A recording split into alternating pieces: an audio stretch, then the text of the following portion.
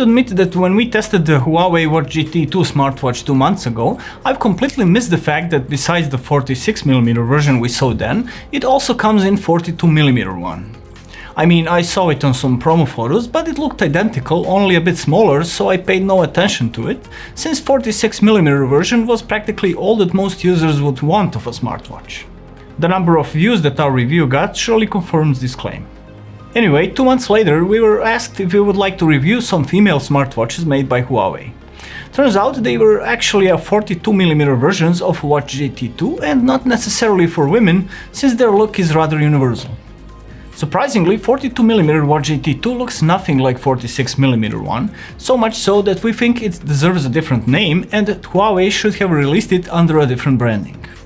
A lack of screen bezel makes this watch look more like Samsung's Galaxy Watch Active series than its 4mm larger cousin. Now, different design doesn't mean it looks worse, in fact we actually liked it a lot. We received 2 versions, Elegant and Classic. Elegant comes with a golden frame and golden Milanese strap, while Classic has chrome frame and a light brown genuine leather strap.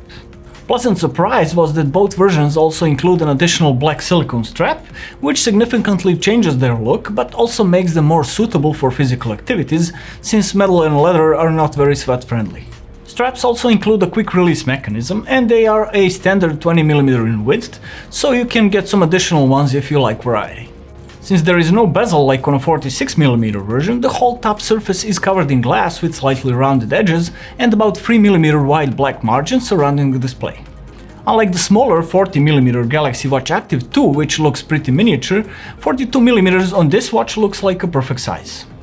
The screen is easy to read, the watch fits nicely on the wrist, and it's neither too small for a male hand nor too large for a female one.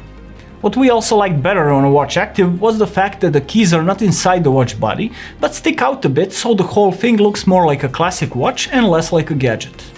The AMOLED screen is touch sensitive and of course somewhat smaller than on a 46mm version, 1.2 instead of 1.39 inches. Resolution is also a bit lower, 390 by 390 pixels instead of 454 by 454, but it's still more than enough to offer a very satisfying display quality. Interestingly, these models come with some watch faces we haven't seen on a bigger GT2, so it's possible that Huawei decided to give each of the models a bit of their own identity. Watch face selection is pretty good and varied, with plenty of modern and classic looking skins, so it's not likely you'll get bored with watch looks anytime soon. Some of the watch faces display a whole bunch of useful information, so overall we have absolutely no complaints regarding the looks of this model. Always on screen mode is also supported, and it offers one analog and one digital watch face that can be displayed all the time, with a well-balanced brightness that makes it visible but not bothersome at night if you wear your watch to sleep. As for the OS and apps, it's the same as what we saw on Watch GT and GT2, so the watch offers most useful features that most people would use, but not much more than that.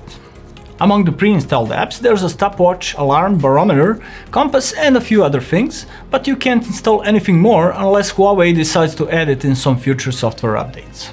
Widgets, which are accessed by swiping left and right, display your heart rate and stress history, weather report and daily goals, but also allow you to control the music, which you can play both on your phone's app and on the watch since it comes with 2.2 GB of internal storage.